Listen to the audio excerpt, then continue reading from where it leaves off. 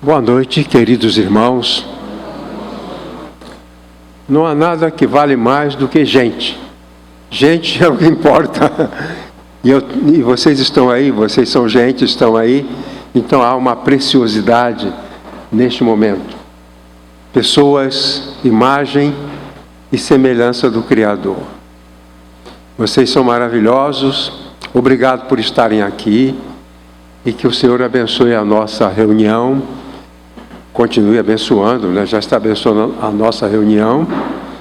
E que possamos ter crescimento no entendimento da verdade que nos conduz ao bem que Deus reserva para nós. Como tenho dito aos irmãos, a pregação bíblica não é produto de raciocínios, mas é produto da palavra de Deus. Então, a fonte da nossa palavra deve ser o relato daquilo que Deus revelou através dos tempos. Por isso que a gente sempre prega lendo o texto. Quando o pregador começa o sermão sem ler o texto, ele está errado. Ele tem que ler o texto e daí do texto tirar a pregação. É isso que vamos fazer, né? As primeiras palavras não têm a ver com sermão. Isso é a saudação. A gente faz uma palavra de saudação, de acolhimento. Depois a gente lê o texto. Agora então, hora de ler o texto, tá bom? Ele julgará entre muitos povos e corrigirá nações poderosas e longínquas. Estes converterão as suas espadas em relhas de arado e suas lanças em podadeiras. Uma nação não levantará espada contra outra nação, nem aprenderão mais a guerra, mas assentar-se-á cada um debaixo da sua videira e debaixo da sua figueira, e não haverá quem os espante, porque a boca do Senhor dos Exércitos o diz. Podemos pensar só um pouquinho sobre o que foi falado. Quando lemos um texto, nós procuramos saber qual é o núcleo desse texto, qual é a parte central. Aí é o tema. O tema é aquilo que é o núcleo da passagem. E o nosso tema é a nossa responsabilidade para com a paz. Então são dois elementos que nós ajuntamos: o fator responsabilidade e o fator paz. O ser humano e a paz têm uma relação. Essa relação é de responsabilidade. É isso que eu quero falar, bem? Vamos lá, você me acompanha com muita bondade. Toda pregação tem que ter uma verdade central. É um conteúdo que orienta o pensamento e que nos permite levar para casa, na nossa memória, no nosso coração, a coisa mais importante do que aquele texto, aquela passagem tem para nós. Então é dever de cada cristão desenvolver um relacionamento responsável com a paz. Vamos prosseguir. As palavras paz e responsabilidade não constam no texto lido. Então, o pastor Gerardo tinha um hábito de perguntar: isso está no texto? Quando o pregador prega, a pergunta é: isso está no texto que você leu? Está dizendo isso aí? Então eu estou relacionando palavras que não estão no texto, mas nós extraímos por dedução, pelo sentido geral do texto. Eu entendo que ele fala de paz e fala de responsabilidade e que os dois têm uma relação. Não é que a paz está aqui e a responsabilidade está aqui, mas os dois se relacionam. Paz e responsabilidade. Bom, responsabilidade é uma motivação interior que leva uma pessoa a se sentir obrigada a prestar conta por alguma coisa. O que eu estou dizendo para você é o seguinte, que nós somos responsáveis por aquilo que acontece em relação à paz. Por exemplo, o meu vizinho está brigando com a esposa. Eu tenho responsabilidade naquilo. Eu não vou lá, eu não me meto, mas eu sou responsável, sim. Que nós somos responsáveis pela paz. Na igreja, às vezes nós precisamos de lidar com situação de conflito. Somos responsáveis. Se dois irmãos, duas pessoas na igreja estão em conflito, toda a igreja é responsável. Nós lavamos as mãos para muitos problemas, mas na verdade, todos somos responsáveis. Quando a gente considera uma família, todos os membros da família são responsáveis pelo bem-estar da família. Às vezes uma pessoa na família, um pai alcoólatra, tira toda a paz. Um adolescente que usa maconha, que usa cocaína em casa, ele desequilibra o relacionamento. Então, responsabilidade é essa motivação interior. Quer dizer, é uma coisa que não é obrigado. Por exemplo, se a irmã Rose é uma pacificadora, é dela, do coração dela e Deus. Eu não posso forçar a barra com ela, você tem que ser uma pacificadora. Né? Então, é uma coisa interior que leva uma pessoa a se sentir obrigada a prestar conta por alguma coisa. Paz é Shalom no Velho Testamento e Irene no Novo Testamento. Uma parte da nossa Bíblia veio do hebraico e outra parte veio do grego. O hebraico no Velho Testamento, o grego do Novo Testamento. Lá no Velho Testamento, a palavra é Shalom, e no Novo Testamento a palavra é Irene, mas tem o mesmo sentido. Tanto faz eu considerar o sentido do Novo como do Velho Testamento, porque o significado é o mesmo. Então, ambas as palavras têm o mesmo significado. Vamos comigo.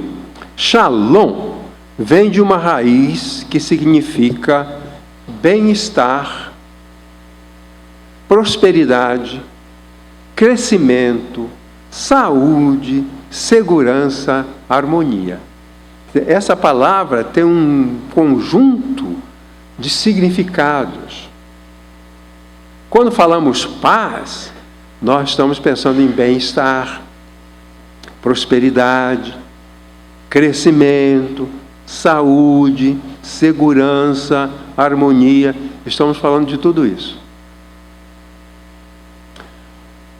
Das 250 vezes em que Shalom aparece, em apenas 50 delas é mencionado o conceito de conflito. Então, 250 vezes aparece a palavra Shalom. Somente 50 delas incluem a ideia de conflito. O resto é falta de paz sem conflito. É falta de paz sem conflito. Assim sendo, um homem bêbado dormindo na calçada não está em conflito. Está muito numa boa. Mas também não está em paz. Porque não está suprido dos recursos protetores para uma sobrevivência segura. Ele não está brigando com ninguém, está no estado de bem-estar induzido pelo álcool, que o ser humano sempre quer se sentir bem. E às vezes ele vai buscar esse sentimento de bem de forma inadequada, como acontece no álcool e nas drogas. E em muitas festas que as pessoas, das quais elas participam. Então esse homem bêbado, ele está totalmente embriagado, bebeu, e está na rua, ele não está em conflito, mas também não está em paz. Paz não é necessariamente falta de briga. Uma vez eu conversei com um pastor e perguntei pela igreja, estamos em paz. Mas está crescendo? Porque o conceito de paz implica em crescimento. Não está crescendo, mas estamos em paz. Não estão.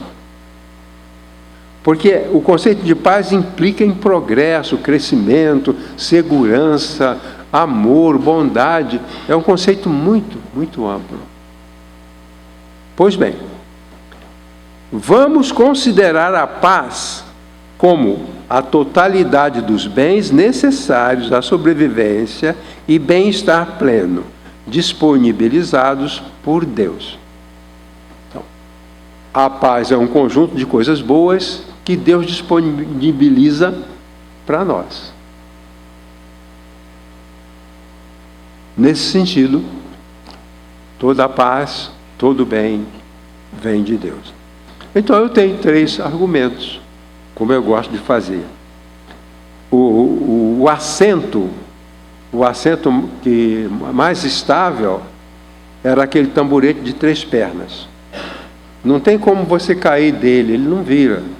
Já reparou isso? Uma cadeira tomba, o tamborete de 3 pernas não vira, não tomba, ele é muito estável. Então eu gosto de usar 3 argumentos. Por isso, tem um sentido, não é por acaso. Às vezes até crítica, o sermão dele é sempre assim, isso, o tema, tal, depois dá argumentos. Mas isso é uma estrutura, digamos assim, importante da natureza humana. Como é que é a família? Pai, mãe e filho, é isso. Então o universo é formado desse mecanismo, o 3 aqui. Então por isso, geralmente, eu uso 3 argumentos. Posso usar 4 ou posso usar 2. Ou posso... Bom, eu tenho que usar pelo menos 2, né? Senão não faz sentido. Então 3 argumentos, tá bom? Vamos comigo? Vamos lá? Vamos lá. Ser responsável pela paz é desejar a paz. Quando os profetas anunciavam a paz, isso é mencionado nas Escrituras centenas de vezes. Os profetas anunciando a paz. Eles expressavam a convicção de que essa paz seria cumprida na pessoa do Messias, cuja vinda eles desejavam. O profeta, ao falar da vinda do rei, do príncipe da paz, como Isaías fala, maravilhoso conselheiro, Deus forte, Pai da eternidade, príncipe da paz. Então, quando o profeta falava isso, ele estava dizendo, eu desejo essa paz. Então eles falavam 250 vezes. Sempre que ele falava da vinda do Cristo, ele expressava o desejo por essa vinda. Okay? Então vamos lá. 2 comentários.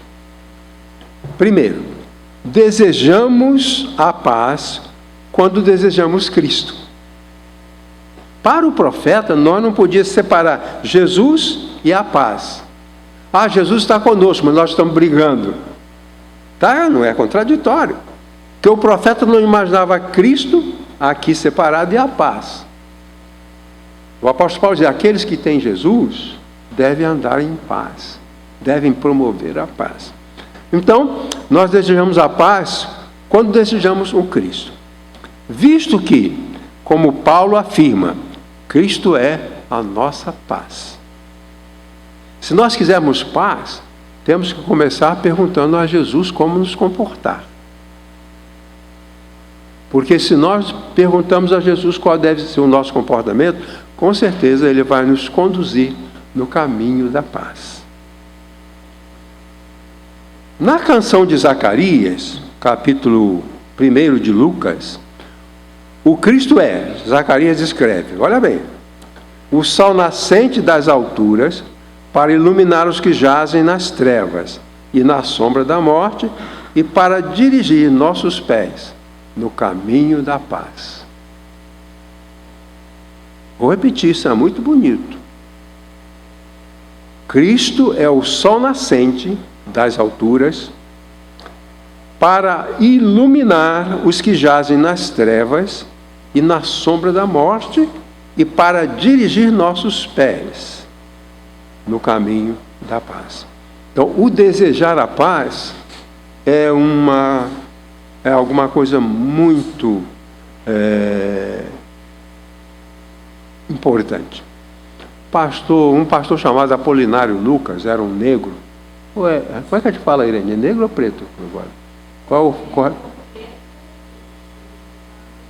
Tá, ele era preto. Então chama de preto ou de negro? Eu posso ser um pastor negro? Não vou ser preso? A ordem dos pastores não vai me punir? Posso falar pastor negro? Não? Apolinário Lucas, um negro grandão, pastor. Naquele tempo, muitos pastores não frequentavam um seminário regularmente. Eles não tinham, muitas vezes nem tinham um segundo grau, pouca instrução. Mas alguns eram brilhantes. E eu fico impressionado como uma pessoa que teve pouco acesso à cultura, lia a Bíblia e um outro livro. Você ia na biblioteca, na casa dele, a biblioteca era 3, 4 livros. Lá eu tenho uns 300 livros. Pois bem, mas ele era fantástico, era agradável, lúcido, inteligente. Na pregação ele estava falando um dia sobre a paz. O negro pastor Apolinário Lucas está falando sobre a paz. E ele disse que, certa vez, havia um encontro mundial de líderes mundiais para discutir sobre como obter a paz.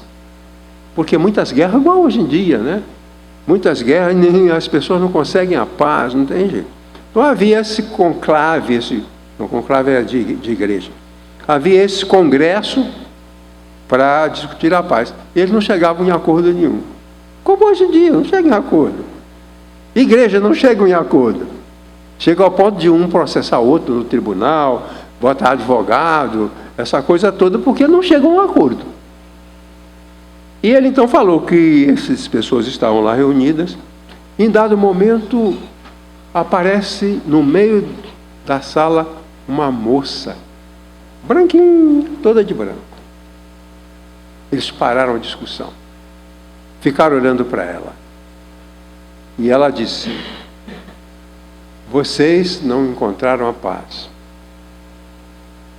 Aquele que realmente quer a paz, vem aqui, me dê um beijo na testa. E ela ficou esperando. Ninguém foi lá dar o beijo na testa. Porque as pessoas falam de paz e discutem paz, a ONU fala de paz, mas no coração elas não desejam. Logo que eu me converti, logo que eu fui ordenado pastor, eu comecei a aconselhar casais. E ela sempre me acompanhava, sempre acompanhando os processos de casais em briga. Aliás, entre casais é uma área difícil. Muitas vezes não há paz mesmo, né? E eu costumava aconselhar esses casais. Muitas vezes, nem ele nem ela desejavam essa paz.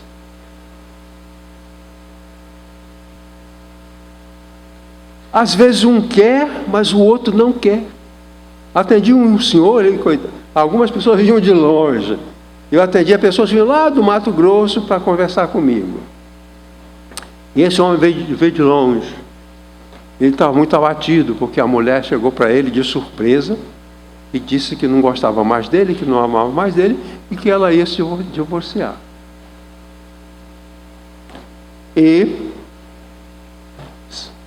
se preparou, estava se preparando para isso. E ele estava muito abalado. E conversamos. No fim, ele disse: pastor, ora por mim. E eu falei: vamos pedir o quê? Quando alguém perguntar, ora por mim, pergunta: o que é que eu vou pedir para você? O que é que você quer? E ele disse assim: eu quero que o senhor peça a Deus para ela voltar para mim. Eu quero que o senhor ore a Deus para ela mudar o pensamento e vir reconciliar comigo. Eu falei: tá bom, irmão. Vamos fazer o seguinte, antes de orar, vamos fazer o seguinte.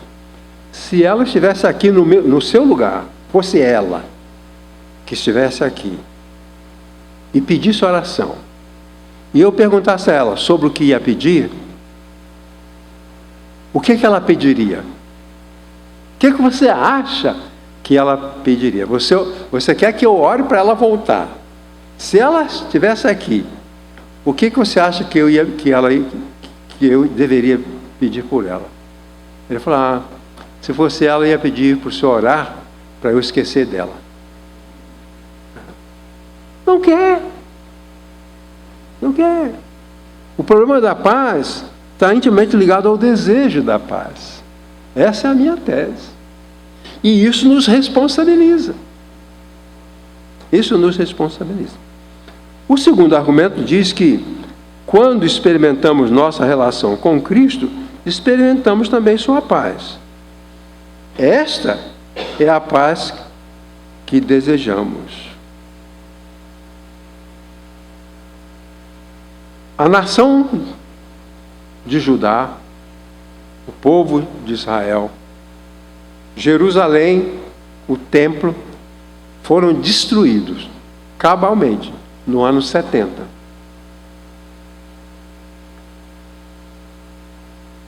O general Tito, filho do imperador, foi incumbido pelo pai para destruir a nação dos judeus. Por quê? Jesus tinha um plano.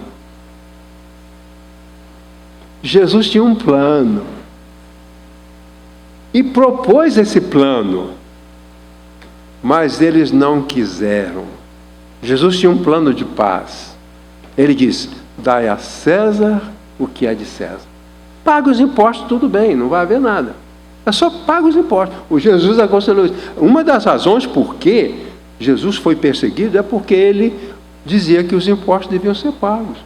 E os judeus achavam que tinham que guerrear para não pagar os impostos. Então, Jesus falou: o meu reino não é deste mundo. Então, hoje em dia, eu fico muito preocupado com o nosso raciocínio cristão, porque Jesus deixou claras certas coisas que nós não valorizamos. Então, Jesus falou: não vamos brigar por nada neste mundo, porque o reino que eu trouxe para vocês não é aqui. Paga os impostos e pronto, vão continuar. Mas eles não quiseram. Os judeus tinham 4 grupos religiosos, que eram 4 grupos políticos. Irmãos, eu detesto quando se fala que a igreja tem que tomar o Estado. Jesus não ensinou isso. César é César, Cristo é Cristo, Deus é Deus. Mas, o que aconteceu? Jesus tinha um plano. Como nos dias de Jeremias. Nos dias de Jeremias tinha um plano. Foi preso, mas espancado, machucado, porque ele tinha um plano. O plano dele era plano de paz. Quando Jeremias propõe a paz, eles disseram: Jeremias é inimigo do povo. Amarraram ele num tronco. É uma coisa de madeira, amarraram os pés dele ali, ele ficava ali. Jogaram ele no poço. Se o poço estivesse cheio, ele teria morrido. Por quê? Porque ele tinha um plano de paz. Quando nós estivermos em qualquer situação em que a paz esteja ameaçada, temos que bolar um plano. um plano de paz. Os casais que estão em litígio, eles têm que conseguir criar um plano. Então Jesus tem um plano de paz, e os partidos religiosos também eram partidos políticos. Esse é outro dano, irmão. Religião é religião, política é política. Mas os partidos saduceus, dos sacerdotes, que era o partido político que apoiava Roma. Com eles tudo bem, não tinha problema. Os fariseus, partido religioso, zelosos da lei, zelosos da palavra de Deus, provocavam a guerra contra os romanos. Os zelotes, que era outro grupo religioso, da mesma forma, queriam a guerra. E os sicários eram terroristas. Eles assassinavam os oficiais romanos, porque havia romanos espalhados, porque aquilo tudo era domínio romano. Então havia romanos, centuriões, soldados, administradores, e os sicários matavam essas pessoas.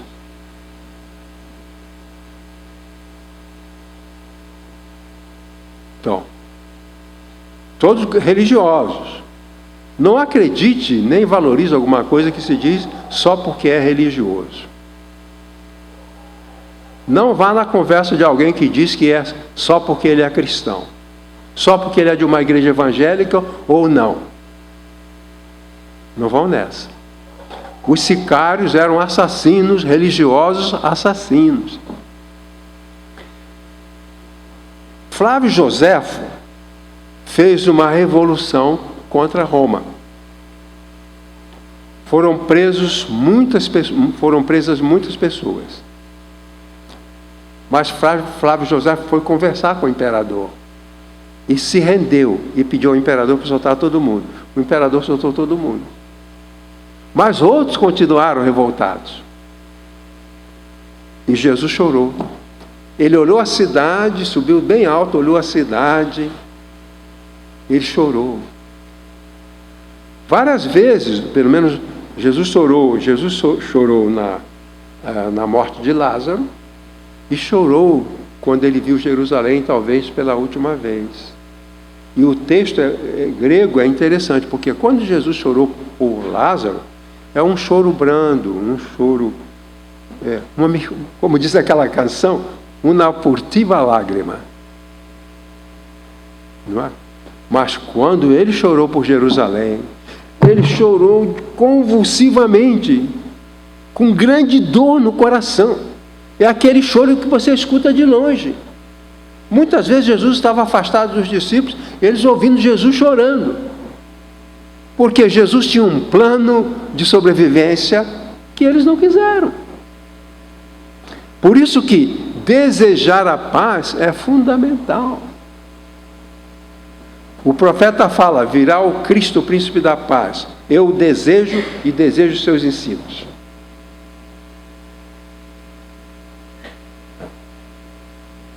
O segundo, aliás, esse já falamos, né? Então, nós temos o nosso segundo argumento, que diz... eu fiz um jogo de palavras, né? Uma campanha mundial para evitar o extermínio pela fome. Irmãos, em alguns lugares do mundo, a fome é avassaladora. Na África, a fome é avassaladora. E um plano seria: cada soldado, um agricultor. O profeta Miqueias disse: cada espada, o disco de um arado. Cada lança, uma podadeira. Transformando os instrumentos de guerra em utensílios agrícolas. Essa transformação que eles não desejavam. E eu estava imaginando então uma campanha: cada soldado um agricultor, cada metralhadora um trator. Se isso for feito, não haverá fome. Fome na África. As crianças estão com as suas mães. não tem um provedor, um pai provedor. As crianças passam fome, a mãe passa fome. E o pai provedor está na guerra. Procure as pesquisas lá, estudo. Como é que é lá? Essa tribo odeia essa. Os homens dessa tribo guerreiam com os homens dessa tribo e as famílias ficam passando fome. Cada soldado devia ser um agricultor. Aí não há fome. Mas ele está na guerra matando. E não deseja outra coisa, a não ser matar. Ele gosta mais de matar do que de abraçar o seu filho. O profeta faz uma chamada. Ele faz uma chamada. Um dia, era um sonho dele, um dia, aqueles que empunham a espada vão transformar essa espada num instrumento da agricultura. E aqueles que empunham a lança vão transformar essa lança num instrumento de agricultura. Os soldados não farão a guerra, como o profeta disse, não, que eles não farão guerra, mas cuidarão de suas famílias. E qual é o problema?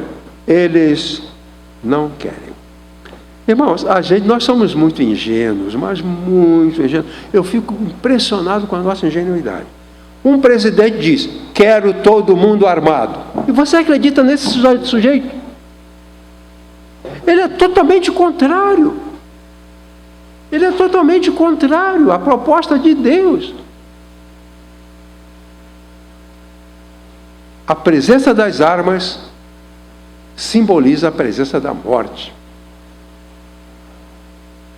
Quando a sociedade, que tem mais fábricas de armas do que de remédio, e vende-se mais armas do que uma pá, tem mais gente comprando armas do que alguém comprando uma pá para trabalhar o terreno.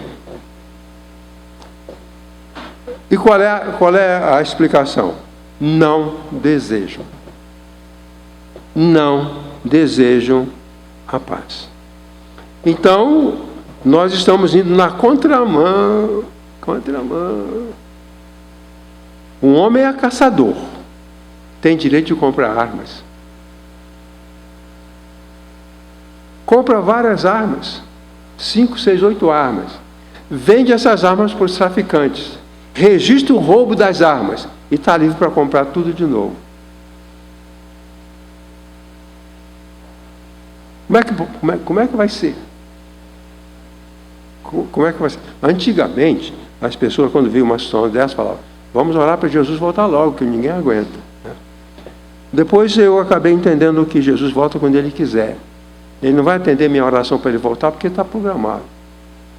Então, nós temos que pedir a Deus sabedoria para lidar com essas situações. O meu terceiro argumento diz, ser responsável pela paz é compartilhar a paz. A paz existe e há pessoas em paz, há igrejas em paz e há famílias em paz. Essa paz, se alguém tem, compartilhe. Não viva só você a sua paz. Se você é feliz na sua família, faça um jeito de compartilhar isso.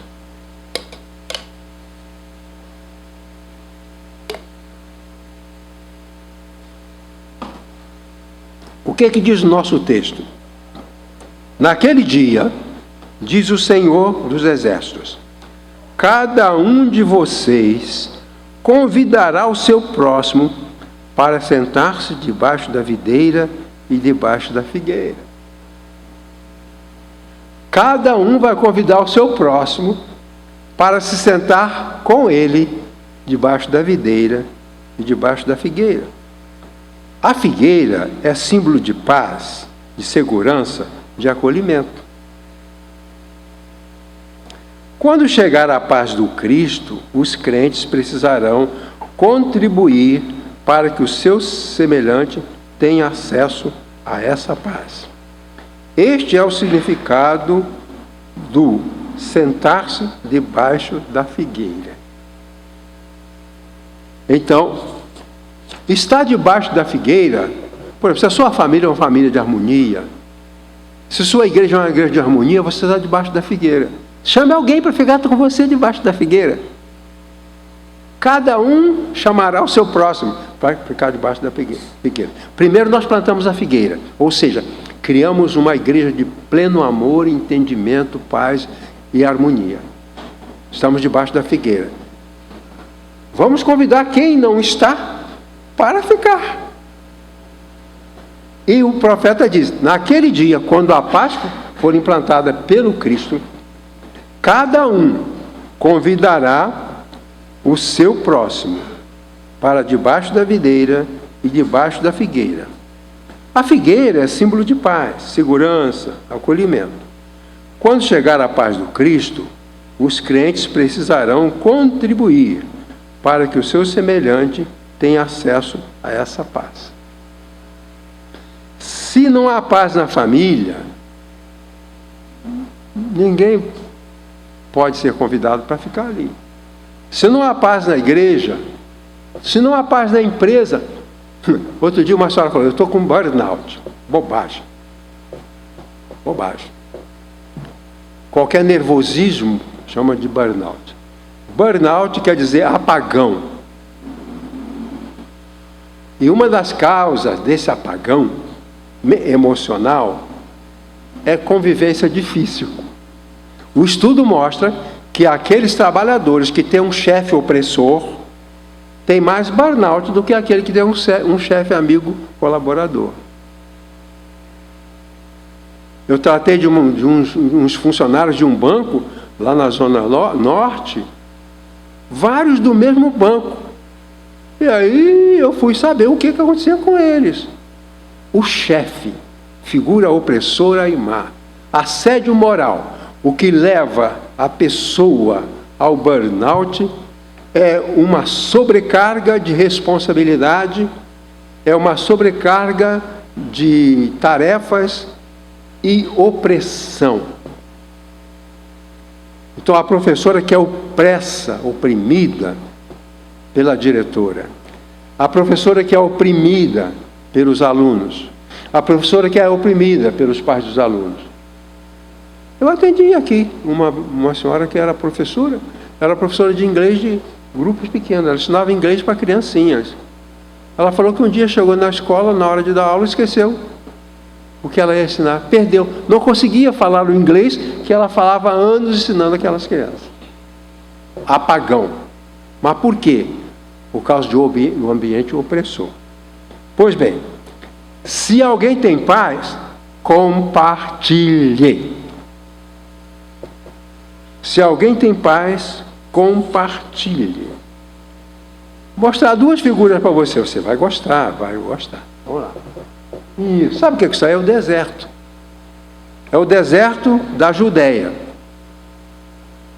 Ali tem serpentes venenosas, escorpiões, lobos, chacais, sede e fome. Esse cenário. As pessoas, o mundo vive aí. Então, o que o profeta propõe é o seguinte: o deserto está lá e tem gente viajando lá. Tem gente sendo picada por serpente, picada por escorpião, atacada por chacais, atacadas por lobo. Mas eu tenho uma figueira aqui, vou trazer aquele pessoal para debaixo da figueira.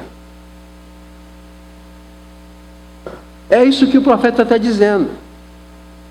Cada um vai chamar o seu companheiro para sentar com ele debaixo da videira, debaixo da figueira.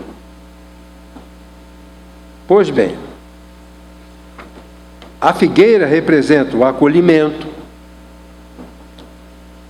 a segurança, o remédio, o alimento, a cura. Vamos plantar uma figueira na nossa casa e debaixo dela o sol não queima ninguém. Debaixo dela a água é fresca. Debaixo dela o amigo é amigo. aquele que está com a cabeça queimada do sol vai receber a cura. Pois bem, eu quero, então, prosseguir com 3 argumentos. Compartilhar a paz é adotar uma iniciativa para uma ação. É preciso fazer alguma coisa. Então, nós só teremos paz se construirmos. Certo? Nós só teremos paz se construirmos. Jesus chamou os discípulos para serem pacificadores. Quando eu era criança, lá no Rio, se chamava padaria, era panificação. E o homem que fazia o pão era o panificador. Se chegava na padaria e falava, hoje não temos pão, o panificador está doente. Nós queremos paz. Onde está o pacificador? Está assistindo futebol, está telefonando para não sei quem, está no celular. Onde ele está? Então, o que o profeta supõe é que quem vai transformar a espada em enxada é o dono da espada. Quem vai transformar a lança em uma podadeira é o dono da lança. Se ele quiser usar a lança para matar, ele vai matar. Mas ele tem a opção de promover uma transformação. O mundo e as sociedades precisam dessa transformação. Transformar a arma numa enxada. A enxada, na minha infância, que foi na roça, era fundamental para a sobrevivência. Começava com a foice, depois a enxada, o machado, a enxada, e a planta e o alimento.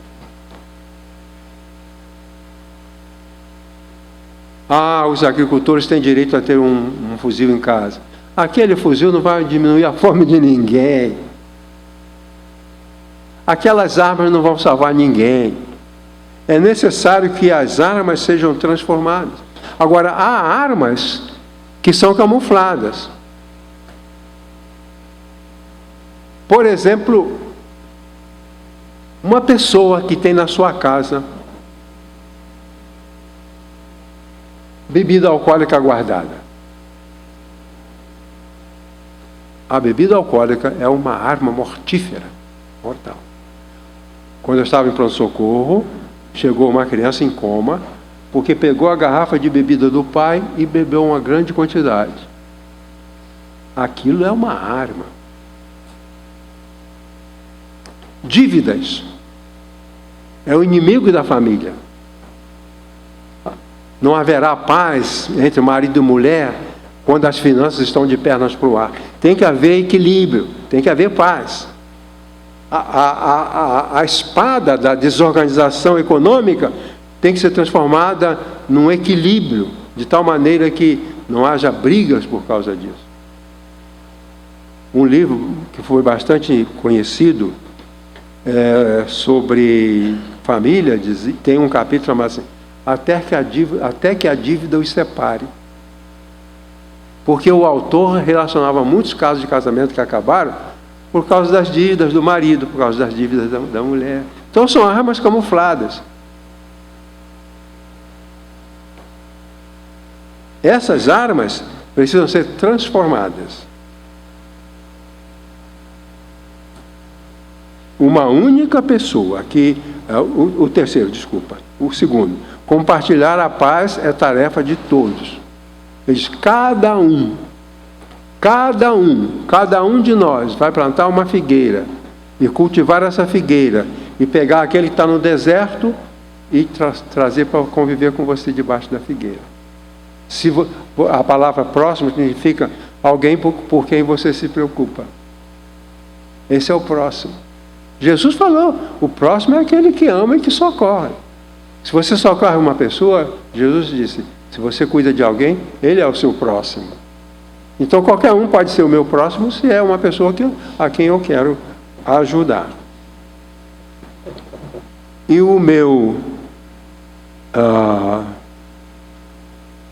terceiro argumento é que compartilhar a paz é necessário para os propósitos do reino de Deus.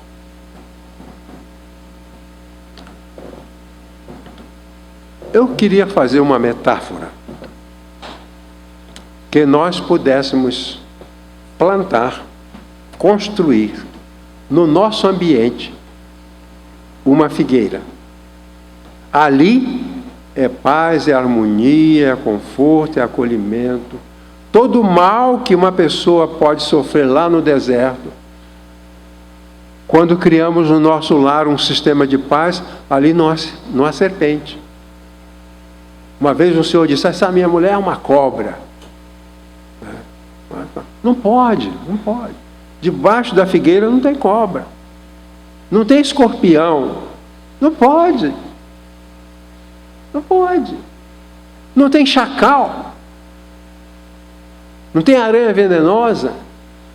E a proposta do sermão é que a gente construa, a gente plante essa figueira de paz, de harmonia, de entendimento. Quando nós nos casamos, evidentemente, Iracema e eu, nós tivemos um grande privilégio de ser eu e ser ela. Porque nós tivemos condição de criar uma família de paz. 4 filhos, não tinha briga, não tinha violência, não tinha palavrão. Qualquer casa com 3, 4 adolescentes vai ter xingamento, vai ter ofensas, vai ter palavrão. A nossa casa não tinha, era a sombra de uma figueira. Aí nós compartilhamos isso. Nós deixamos outras pessoas se sentar debaixo da figueira. Eu quero dar, rapidinho, alguns exemplos. Joana era uma professora de uma cidade do estado do Mato Grosso. O pastor dela telefonou e disse: Pastor Elias, a gente morava ali na Moca. Pastor Elias, nós temos aqui uma irmã da igreja, ela é professora, mas ela está em surto. Ela está totalmente perturbada. Eu vou levar aí para o senhor cuidar dela. E nem esperou dizer sim ou não, ele apareceu com ela lá na nossa porta. E nós acolhemos a Joana. Né? Irene se lembra dela. A Joana fazia xixi no chão, rasgava a roupa, ela destruiu o álbum de fotografia da Irene. Mas nós cuidamos dela porque ali estava debaixo da figueira. Se eu estivesse em briga com os meus filhos, se eu estivesse em briga com o Iracema, nós não poderíamos acolher aquela pessoa. Um dia, eu liguei para o pastor dela e falei: olha, a Joana está bem, foi cuidada, foi tratada, pode mandar buscá-la. E Joana foi embora. Voltou a dar suas aulinhas lá na roça, lá no mar. Se você tem uma videira, coloque alguém ali com você. Cada um. Né? Cada um. Mas o caso mais emblemático foi da Sebastiana. Uma irmã me telefonou de Manhuaçu e disse: pastor, eu preciso que o senhor venha aqui. Nós estamos numa situação difícil. Temos na igreja 3 moças que ficam endemoniadas na hora do culto. E o culto acaba. Quem tenta ajudar não tem sucesso. E elas ficam lá um tempo, os irmãos vão embora, alguém fica com elas, depois de algumas horas elas vão saindo daquele quadro. Quero que o senhor venha aqui para nos ajudar.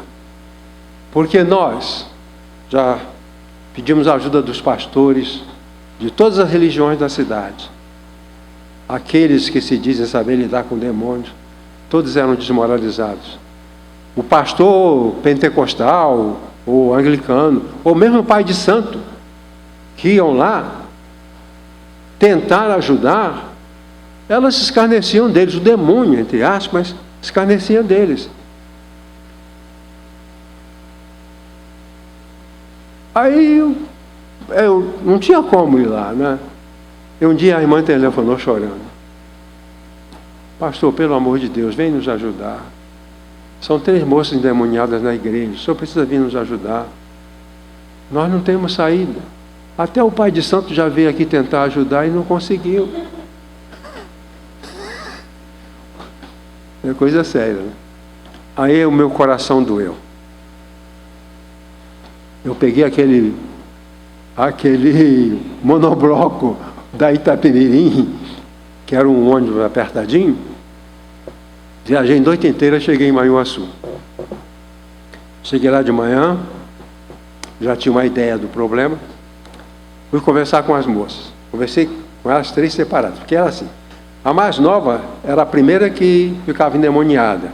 Depois outra e as 3. Começava com a Sebastiana, depois vinha outra, depois as 3. Ali era o deserto. Havia serpentes e todo tipo de coisa ruim. Aí eu fiz o seguinte, conversei com elas separadamente. Ouvi seus problemas por mais de 1 hora, 2 horas. Cada uma tinha um caminhão de problemas. Um pai alcoólatra. Miséria. Então, tinha todo esse problema. Aí conversei com as 3, avaliei, chamei os líderes da igreja. Pastor, mais uns 2 ou 3 diáconos e diaconisa. E falei o seguinte: vocês deixam a Sebastiana aqui na cidade e pega as outras e coloca em outros municípios. Porque elas só ficavam endemoniadas se as 3 estivessem juntas. Tudo isso tem uma explicação, que se um dia os irmãos quiserem, pastor, conta aquele fato. Mas tinha uma explicação. Porque a experiência de possessão era coletiva. Ela dizia, nós somos tomados por demônios que são irmãos, que tomam as irmãs. Daí eu chamei os líderes e falei assim, faz o seguinte, deixa a Sebastiana aqui e pega, não me lembro o nome das outras, coloca numa cidade a 50 quilômetros, outra cidade a 60 quilômetros. E nenhuma delas teve possessão. Nenhuma delas teve possessão. Como eu estou dizendo, tudo isso tem uma explicação. Mas não é o caso aqui.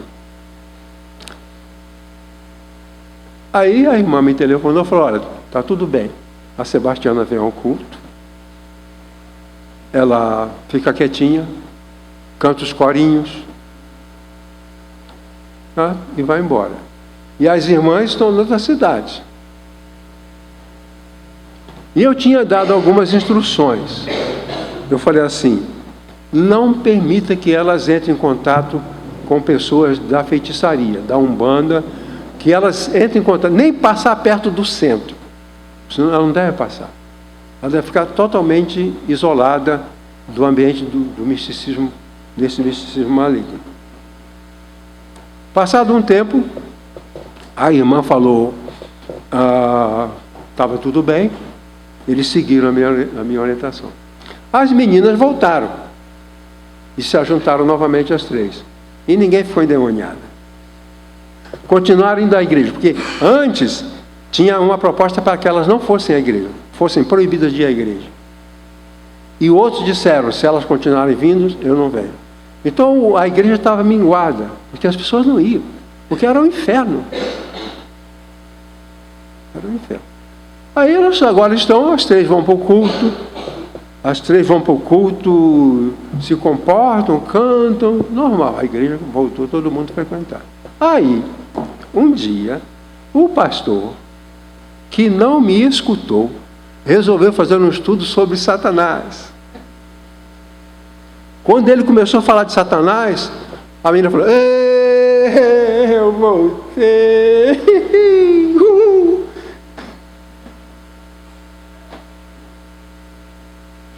Minha mãe ensinava que a gente não podia falar Satanás, diabo, senão ele vem. As igrejas que têm demoniados, são elas que provocam aquela situação. O culto que produz o endemoniamento. É só naquele ambiente que a pessoa fica endemoniada. Fora daquele ambiente ela não fica. Aí a irmã falou, o que eu faço? Eu disse, manda a Sebastiana para a nossa casa. Aí trouxeram a Sebastiana, que tinha que dava origem ao processo do endemoniamento. Ela ficou lá em casa 2, 3 meses. Né? Ficou lá em casa 2, 3 meses. E lá as irmãs, longe dessa menina, as outras não ficavam possessas, só as 3. Parece aquela eletricidade de 3 polos, né? Se ligou um, e os outros. Aí veio a menina para a nossa casa, endemoniada, e ficou lá uns 3 meses. Ela entrava, saía, rosnava, falava palavrão, e o nosso método foi o seguinte: quando ela estiver no seu normal, nós vamos dar atenção, vamos tratar com carinho. Se ela entrar naquilo, a gente ignora, faz de conta que ela não existe. E usamos outros mecanismos. A grande tolerância dos nossos filhos. A grande tolerância dos nossos filhos. E um dia, a Sebastiana, eu estava vendo televisão, às vezes ela rosnava, parecia um lobo, parecia um leão, a gente não dava bola. Não dava nem aí. Eu estava vendo televisão, aí ela entrou naquele processo, eu não dava bola. Aí o demônio falou, por que você não fala comigo? Eu falei, você para mim não é nada. Quando a Sebastiana estiver presente, eu converso com ela. Se não for a Sebastiana que está presente, eu não converso. Aí ela viu que não valia a pena ficar endemoniada. Ela entendeu que o que era bom, ela não ter aquele processo. E um dia a gente estava vendo televisão, eu vendo televisão, os meninos estudando, ocupados lá com seus amigos, e eu estou conversando com ela, ela falou, pastor, já estou boa. Ele falou para mim que vai sumir da minha vida, vai embora, que nunca mais vai me tomar. Apenas se ele for convidado. Os endemoniados têm uma porta que ele abre. E é abrindo aquela porta que é a responsabilidade dele abrir aquela porta.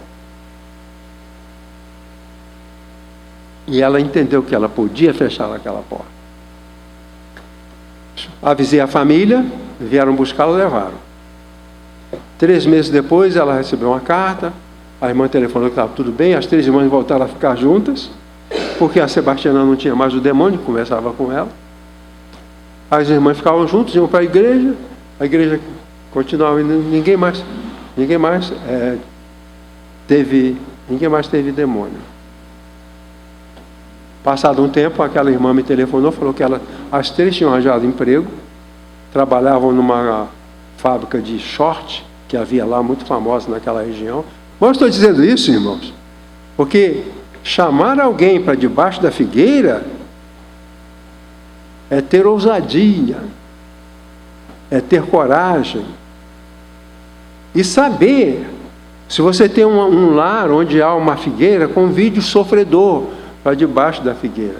Se você tem uma igreja onde existe uma figueira de amor, convide as pessoas para essa figueira de amor. Agora, se nós somos tumultuados, aí estamos todos no deserto e não tem a sombra da figueira. Mas o Eliseu vai me ajudar com uma palavra sobre um amigo dele, bem aqui, que alguns eram amigos, alguns que entraram debaixo da figueira, lá na nossa casa, eram pessoas que os pastores pediam, e às vezes amigos. Como é que foi a história do seu amigo, do Cauê? A história é que eu tinha tenho um amigo, ele é meu amigo até hoje, uma pessoa muito bacana, muito inteligente, e ele morava em São Paulo, ele estava em São Paulo, ele era de outra região e estudava, na época que a gente fazia a pós-graduação, a gente fazia no mesmo laboratório, E ele, sozinho em São Paulo, ele arranjou uma namorada que era mais velha do que ele, era uma mulher rica, mas que oprimia muito ele, né? E essa mulher sempre falava para ele que ele ia largá-la. Ele era um garoto, um cara alegre, jovem, divertido, engraçado. Ele foi ficando triste, ficando isolado, sem ânimo nenhum. E várias vezes eu chegava, a gente se encontrava, eu ficava conversando com ele, conversava com ele, e vez ou outra ele ligava à noite, que brigava com a namorada, com essa pessoa, ele passou a morar com ela, e uma vez ele ligou e falou: Eliseu, você consegue vir me pegar? Eu estou aqui no meio da rua, era de madrugada, umas 10, 11 horas da noite, eu não tenho para onde ir, preciso conversar com alguém. Eu fui, falei com ele, falei: vamos lá para casa, né? Para casa dos meus pais, não é a minha casa, é a casa dos meus pais, eu era solteiro. E ele ficou lá, né? Ele muito deprimido, meu pai começou a cuidar dele, medicou, tratou, ele ficou morando lá em casa algumas semanas, alguns meses, eu não lembro exatamente. Ideia de suicídio. E aí, tinha ideia de suicídio, deprimido, e passou o tempo, depois ele saiu, se reergueu, voltou a morar sozinho, continuou com os trabalhos que ele tinha, e 2 anos atrás, 2022, eu encontrei com ele na cidade que ele trabalha, a gente conversando, ele falou assim: Eliseu, eu queria agradecer a você e a tua família. Ele falou assim: eu só existo hoje porque vocês me acolheram na casa de vocês naquela época. Eu só não me matei porque encontrei conforto, consolo e cuidado ali. Ele é um meu amigo, a gente conversa sempre, todas as vezes que a gente conversa, ele lembra disso, ele agradece por esse acolhimento que teve lá em casa e o cuidado do meu pai e da minha mãe com ele. Ele é muito feliz por isso. Obrigado. E eu agradeço a Deus pelos filhos que toleravam tudo isso, né? Não tinha rejeição, né? Os nossos filhos, nós não rejeitávamos. Irmãos, eu falei tudo isso, sabe por quê? Esse sermão eu pensei muito sobre o que ia falar. Eu sempre penso. Quando eu falo alguma coisa, eu já pensei muitas vezes em falar ou não falar, falar ou não falar. Por que eu estou falando isso? Porque nos congressos de medicina, tem uma parte em que um médico experiente fala assim: como eu trato a gastrite? Então, a gente ia ouvir como é que ele tratava. Como eu trato o transtorno bipolar? E nós pegávamos algumas dicas, porque ele tratava de um jeito que tinha sucesso. Então, como eu lidei, como minha família lidou com aquele que precisava de paz. Não com alguém pode pensar que eu estou querendo manipular, porque existe muita manipulação. Porque se fosse para manipular, eu tinha contado isso em todos os lugares, em todas as épocas. Mas eu pensei muito em conversar com os irmãos dessa forma. Mas está bíblico. Está dentro da Bíblia. Eu quero ler minha conclusão, por favor. Paz é um conceito fundamental da experiência cristã e ensino central de que somos responsáveis por ela, pela paz. Significa que devemos nos sentir obrigados a prestar contas pela sua implantação.